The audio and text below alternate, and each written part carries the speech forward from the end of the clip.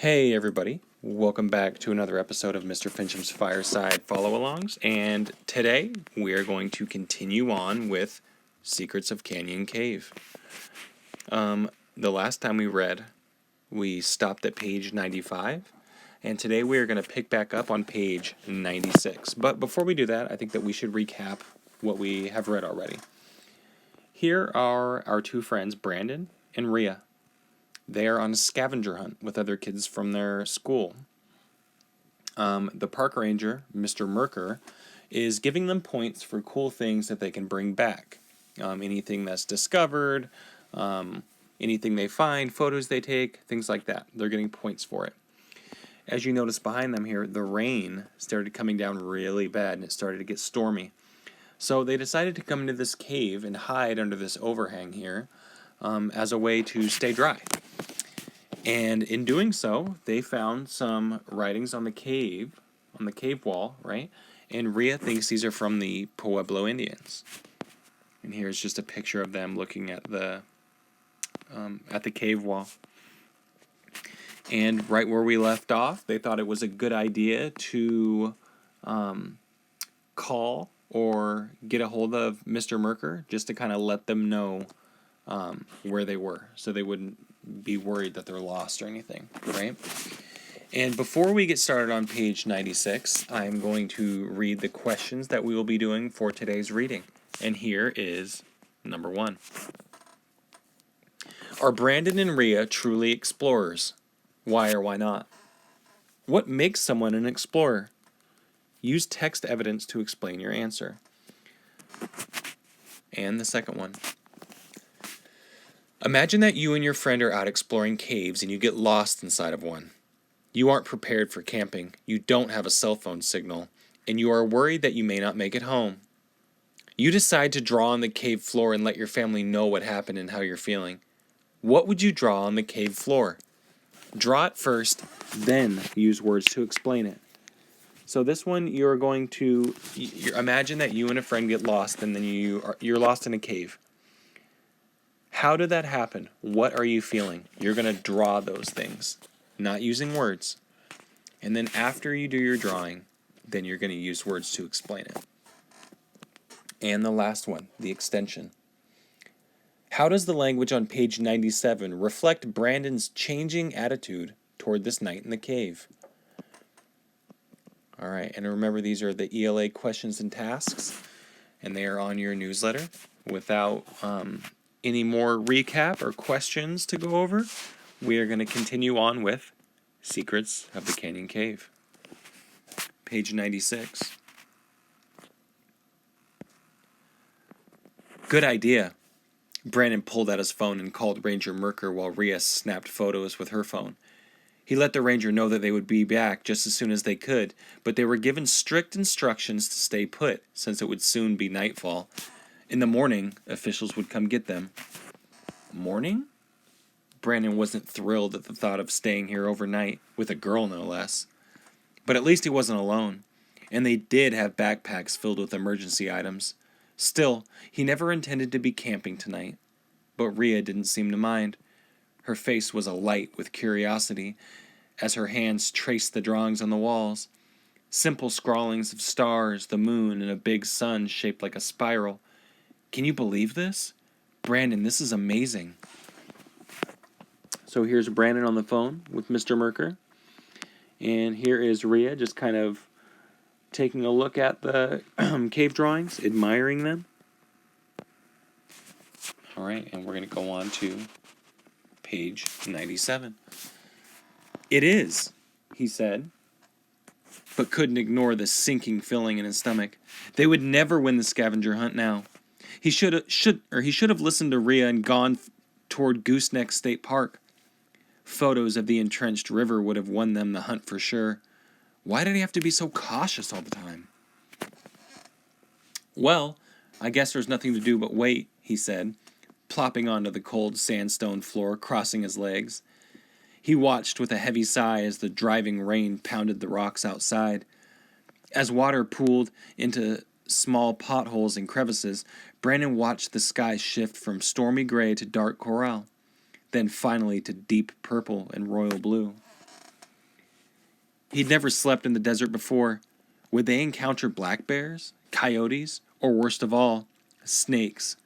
He took out a Swiss Army knife and set it next to him, just in case. Ria sat next to him, unzipped her backpack, and pulled out a water bottle and flashlight.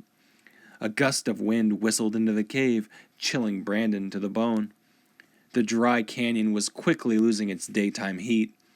He yanked out his jacket from the backpack and put it on, hugging it close. Soon, the clouds cleared away, and night unfurled over the canyon like a giant blanket of black velvet with silver glitter spilled across it. Brandon ventured outside to admire it. Never in his life had he seen so many bright stars, shooting stars, and faint purple and yellow blotches, which he guessed might be nebula or bands of the galaxy. In the darkness, he vaguely detected shapes scuttling about, lizards or rodents trying to bring their meals home. In the distance, a coyote howled. Restless, Brandon returned to the cave, doing his best to imagine that he was an ancient Anansi tribesman getting ready for a good night's sleep out of harm's way. If they could do it, so can I. We're going to go on to page 98. All right, first paragraph. Check this out. Ria's voice echoed through the dwelling. He followed her voice in the swaying of her flashlight to the opposite end, where he found her staring at a huge opening between two tall boulders, like a doorway to another world. His gaze fell on what she saw. "What is that?" he asked, gawking at what appeared to be a kind of fence made entirely out of twigs with twine or dried plant parts binding the intersections together. "I have no idea," she said. "It's like a grid." Brandon noticed that this wall of interconnected sticks had notches all over it, as if someone had used a sharp object to mark it in random places. "Maybe a trellis for growing plants?" Ria shrugged. "Out here? Plants?" Brandon asked. "What could it be?" He glanced back at the cave walls. Drawings of heavenly bodies everywhere. He took out his phone, snapped a photo of the fence, and sent Ranger Merker a text message. "Look what we found. Any idea what it could be?" "What about this?" Ria shone her flashlight at a pointed stick shooting straight up out of the floor, about 3 feet behind the wooden grid. How did these two objects belong together? Brandon wondered. Suddenly, a light went on inside his head. He moved over to the pointed stick and squatted behind it. If he aligned his eye to the very top point of the stick, maybe he would see... "That's it! I got it!" he cried. "If you look past the end of the stick, it aims right at that star right there. You see it?"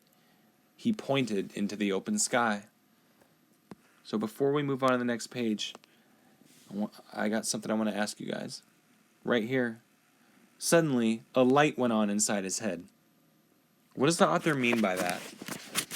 Is that literal or is it figurative? Did a light really go on inside of his head? What does that mean? What kind of language is that? Just food for thought. We're going to go to page 99. So here is a picture of the grid that they found. As you can see, there are sticks kind of woven together. And here is the stick. You can't really see it from this angle, but if you're from where they are, if you look through the top of the stick, it points out to a very bright star. First paragraph. "The North Star?" Ria asked. "I think so." He moved over to the grid and saw the biggest cut was in the shape of an asterisk, lined up perfectly with the North Star.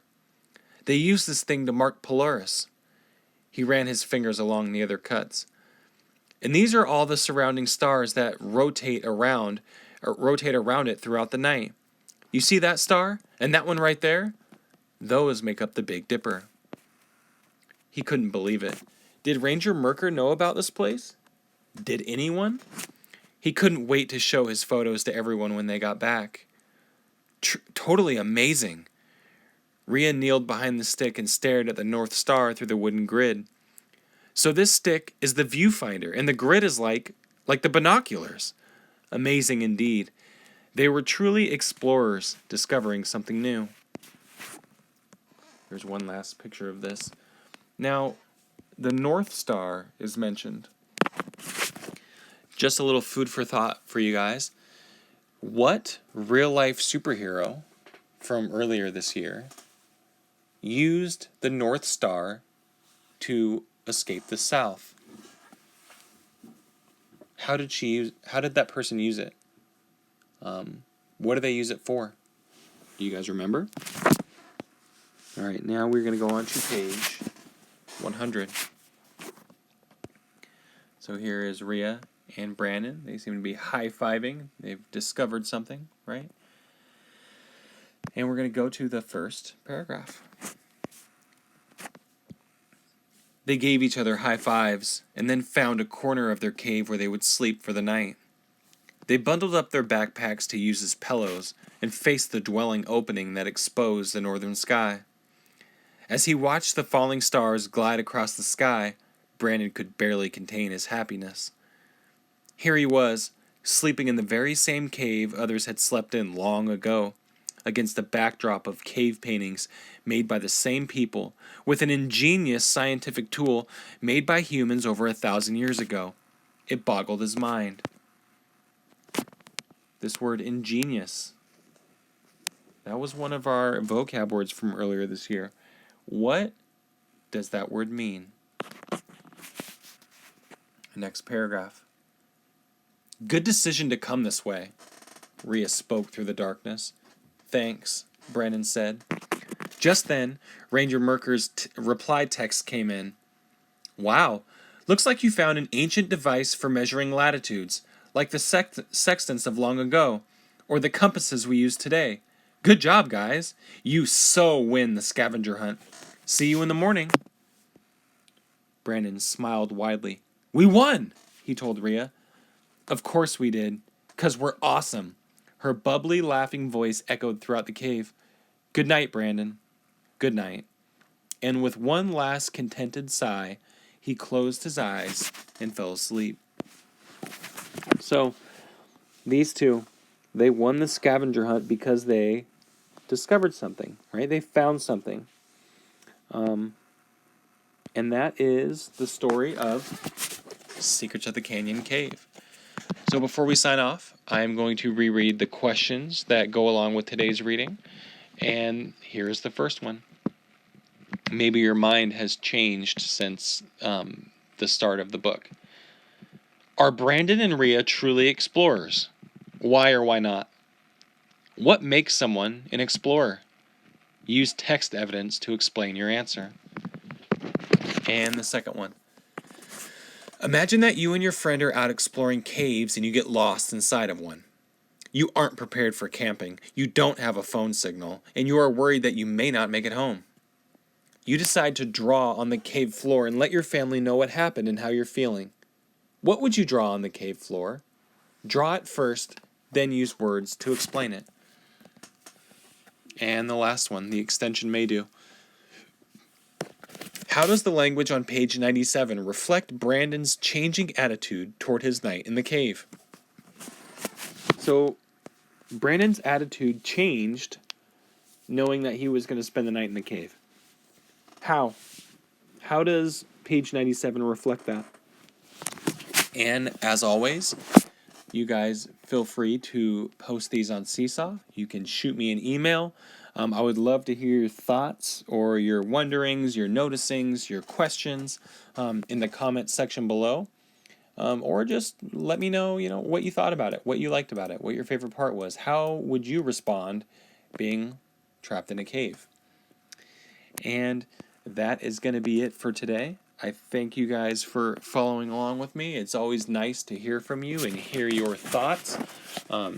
I love hearing what you guys think about these books. I love hearing what you have to say. A lot of times you guys will notice things or point certain things out or give me an opinion that really changes my perspective on how I saw the book. And I really enjoy that. I miss doing it with you all in person and being able to talk about the books and the characters and the problems. But as of now, we're going to have to make do with what we have. So thanks again.